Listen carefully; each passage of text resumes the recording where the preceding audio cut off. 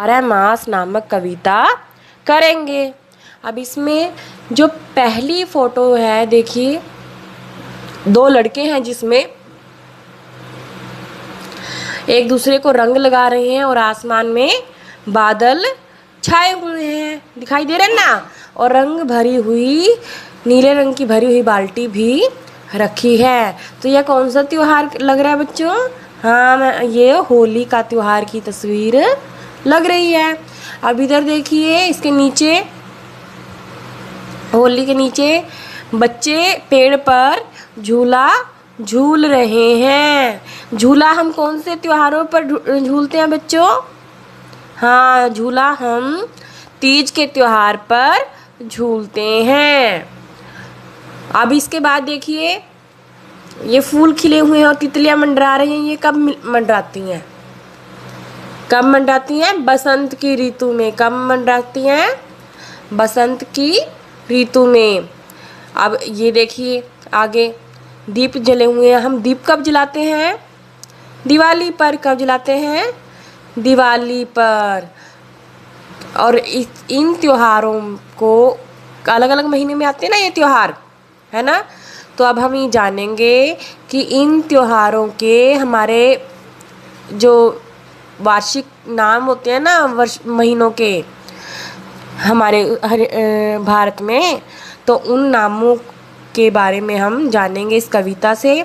चलो इन कविता को पढ़ते हैं, ठीक है। इस कविता के लेखक पता कौन है? सोहन लाल द्विवेदी। और नाम क्या है इस कविता का? 12 मास। चलो इस कविता को पढ़ते हैं। फागुन फाग खिलाता आता, चैत चांदनी को छिटकाता, है बसंत बैसाख बुलाता। फिर से पढ़े इस पैरे को। और जेठ आम का पना पिलाता, फागुन फाग खिलाता आता, यानी फाग यानी होली। हमने देखा था ना, रंग से बच्चे खेल रहे थे। फागुन फाग खिलाता आता, तो फाग यानी होली वो कब आती है? हमारी फागुन मास में। कब आती है? फागुन मास में। चैत चांदनी को छिटकाता, चैत चांदनी को छिटकाता। चैत में चंद्रमा की रोशनी बहुत अच्छी सी होती है, इसलिए चैत मास में चांदनी को चांद छिटकाता यानी फैलाता है। कौन सा मास हो गया हमारे? देखो, फागुन हो गया, चैत हो गया। अब आगे है बसंत बैसाख बुलाता, यानी बसंत ऋतु है हमारी। जो ये पौधे फूल और सब जगह हरियाली कब छाती है? बैसाख मास में। किस में? बैसाख मास में। आगे है जेठ आम का पना पिलाता। जेठ यानी गर्मी की ऋतु।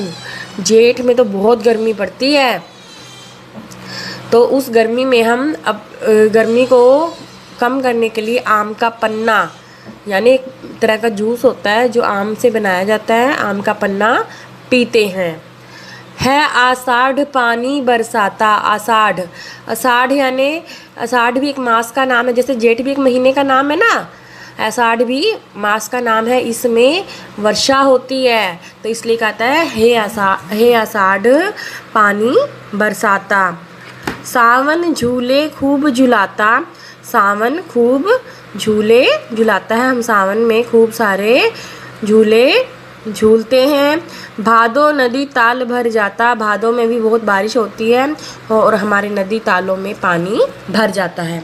हमें इतनी कविता करनी है और इसको पढ़ने का प्रयास करना है, ठीक है बच्चों।